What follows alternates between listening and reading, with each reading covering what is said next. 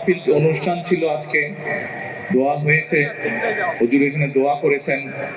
আমরা আল্লাহর কাছে হাত তুলে আবার দোয়া করবো যে আমরা যেসব চেয়েছি আল্লাহর কাছে, আল্লাহ ইনশাল্লাহ কবুল করবেন। আমি যেই কথাটি যাবার আগে আবার আপনাদের সামনে হাজির হয়েছি বলার জন্য, আমি কিন্তু আপনাদেরই সন্তান, এই এলাকার সন্তান।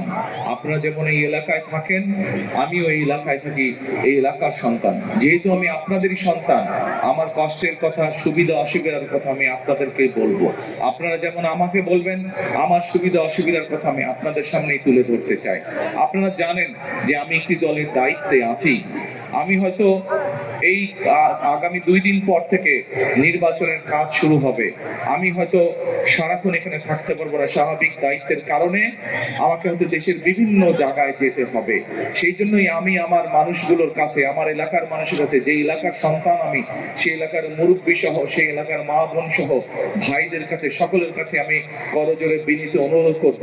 আমি যেহেতু আপনাদেরই সন্তান, এই এলাকার মানুষ আমি আপনাদের মতো, কাজেই আমার কথাগুলো এই এলাকার যে মানুষ আজকে এখানে আসতে পারেননি, আমার হয়ে আপনারা সেই কথাগুলো দয়া করে তাদের কাছে পৌঁছে দিবেন ইনশাআল্লাহ। আমি কি আমার ভাই বোন, মা বোনদের কাছে এইটা প্রত্যাশা করতে পারি? ইনশাআল্লাহ, ইনশাআল্লাহ।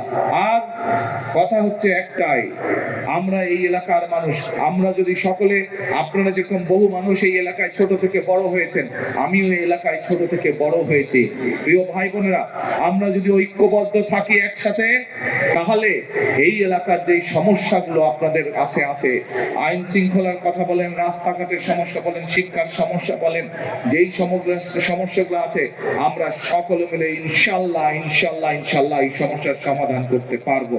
আপনাদের উপরে কেউ যদি কষ্ট দিয়ে থাকে, কেউ যদি অত্যাচার নির্যাতন করে থাকে, তাদের বিরুদ্ধে আমরা শাস্তিমূলক ব্যবস্থা গ্রহণ করতে পারবো।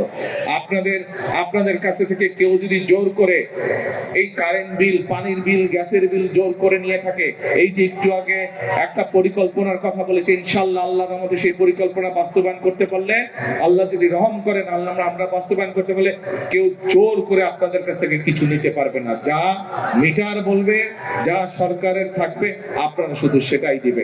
কিন্তু এই কাজগুলো যদি বাস্তবায়ন করতে হয়, প্রিয় ভাই বোনেরা, আপনাদের এই এলাকার সন্তানকে আপনাদের সহযোগিতা করতে হবে, আপনাদেরকে আমার পাশে থাকতে হবে। আপনারা যদি আমার পাশে থাকেন, আমরা যদি একসাথে ঐক্যবদ্ধ থাকি,